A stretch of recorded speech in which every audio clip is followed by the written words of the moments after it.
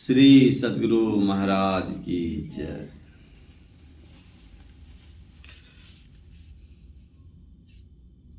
बंदो गुरुपद कंज कृपा सिंधु नर रूप हरि, महामोह तम पुन जासु वचन रवि कर निकर। धर्म प्रेमी प्यारे लोगों, मेरी आवाज़ से आप लोग समझ सकते होंगे कि मेरा स्वास्थ्य इस समय यहाँ हरिद्वार आने योग्य नहीं था, फिर भी कर्तव्यवश आ गया हूँ। जैसे समस्त शरीर में प्राण ही असली चीज है, उसी तरह ईश्वर की भक्ति नहीं हो तो सत्संग कुछ भी नहीं, धर्म कुछ भी नहीं। इसलिए कबीर साहब ने कहा है कि संगति ही जरी जाए नौ चर्चा राम की, दुल्हन बिना बारात कहो किस काम की। गोस्वामी तुलसीदास जी ने कहा है, जो कुजोग ज्ञान अज्ञानु जहंग नहीं राम प्रेम प्रधानु। ईश्वर भक्ति एक खास चीज है। भक्ति कहते हैं सेवा को, भजन भी सेवा करने को कहते हैं। किसी की सेवा की जाए तो क्या सेवा की जाए, अगर उसकी कुछ आवश्यकता हो तो उसकी पूर्ति उसकी सेवा होती है। जैसे सत्संग की सेवा, सत्संग का आयोजन करो, सत्संग में बैठो, सत्संग के वचनों को अच्छी तरह सुनो समझो, यही सत्संग की सेवा है।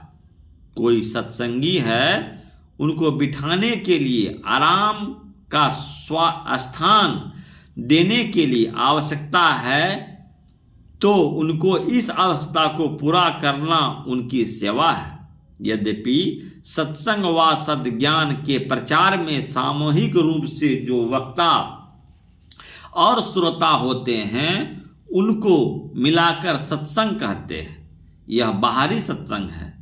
यह एक बात है कि ईश्वर को क्या आवश्यकता है। एक राजा जंगल गया था, वहां उसने एक मुनि बालक को देखा। मुनि बालक को देखकर वह मुग्ध हो गया। उसने मुनि बालक से कहा कि तुम मेरे साथ चलो। मुनि बालक ने कहा, मुझे तुम्हारे साथ जाने की कोई आवश्यकता नहीं। राजा ने कहा, यदि तुम मेरे साथ चलो तो जैसा मैं बढ़िया बढ़िया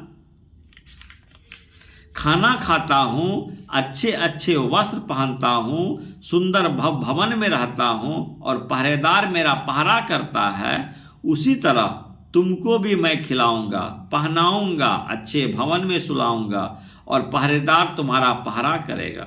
मुनि बालक ने कहा, मुझे खिलाओ, तुम मुझे खिलाओ, तुम मत खाओ। मुझे अच्छे अच्छे वस्त्र पहनो आओ, तुम मत पहनो। मुझे सोने दो और तुम जाकर मेरा पहरा करो। यदि इस शर्त को मंजूर करो तो मैं तुम्हारे साथ चल सकता हूँ। राजा ने कहा, ऐसा नहीं हो सकता है। मुनि बालक ने कहा, तब मैं तुम्हारे यहाँ नहीं जा सकता। हमारे जो मालिक हैं वे कुछ खाते नहीं हैं, मुझे खिलाते हैं। वे कुछ नहीं पहनते हैं, मुझे पहनाते हैं। मैं सोता हूँ तो वे जागकर मेरा पहरा करते हैं। ऐसे राजा को छोड़कर मैं तुम्हारे साथ कभी भी नहीं जा सकता। मुझे तुम्हारी कोई आवश्यकता नहीं है। इसी तरह ईश्वर को कोई आवश्यकता नहीं। ईश्वर को किसी भी तरह का कष्ट होता ही नहीं।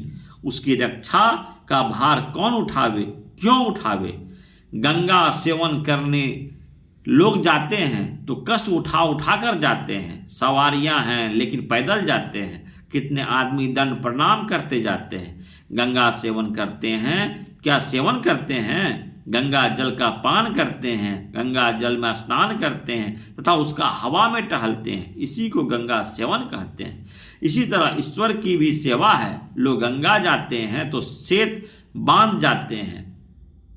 जिस मंदिर में, जिस तीर्थ में श्रद्धापूर्वक जाते हैं वह उसकी सेवा है। यहाँ पर क्या है? ईश्वर के लिए जो सच्चा ज्ञान है वह यह है कि इंद्रियों से परे है। राम स्वरूप तुम्हार वचन अगोचर बुद्धि पर, अविगत अकत अपार नेति नेति नित निगम कह। गौ गोचर जहं लगी मन भा जाई, सो सब माया जानहु भाई।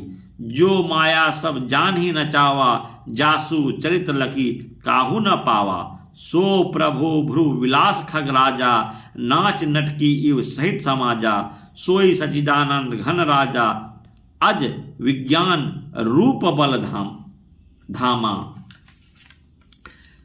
व्याकुल व्याकुल अखंड अनंत अखिल अमूल अमोदल भक्ति, अगुण अग्र गीता अगोचर। यह सब भगवान का ही स्तुति और विनती है। श्री सद्गुरु महाराज की जय।